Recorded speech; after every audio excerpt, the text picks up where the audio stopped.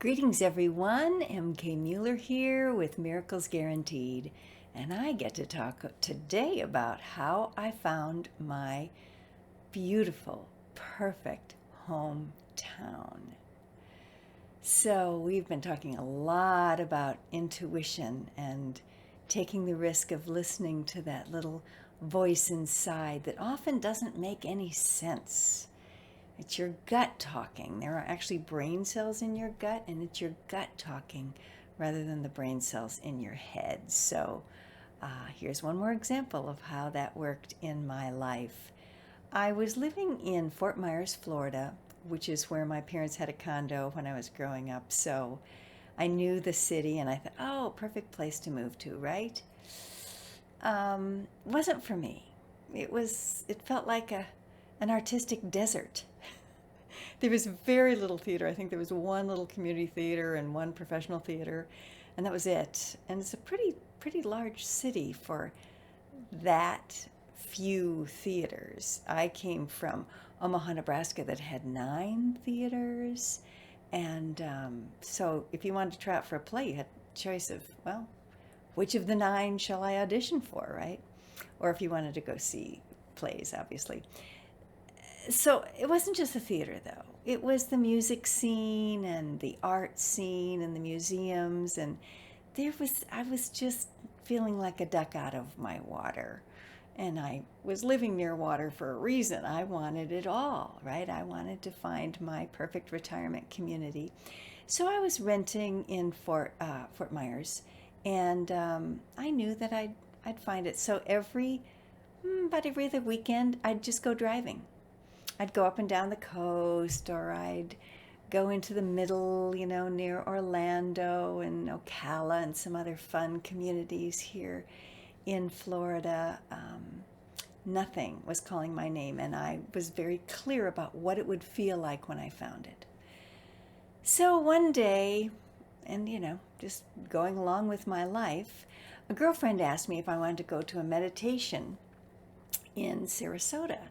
And I said, sure. So we made plans. And she said, let's stop along the way at a beach town somewhere and have a picnic. That'll be perfect.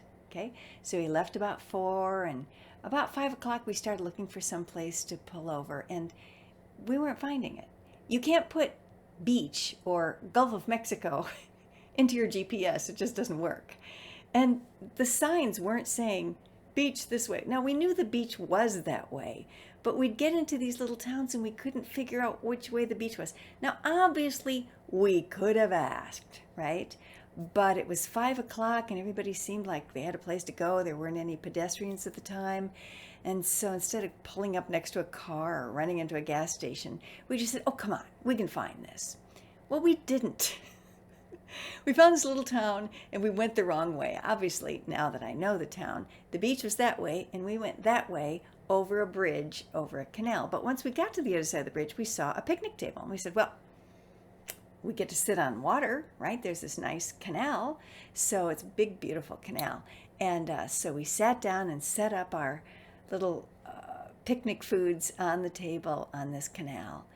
And as soon as we sat down, I said, oh my gosh. And she said, what? I said, do you feel it? And she said, what?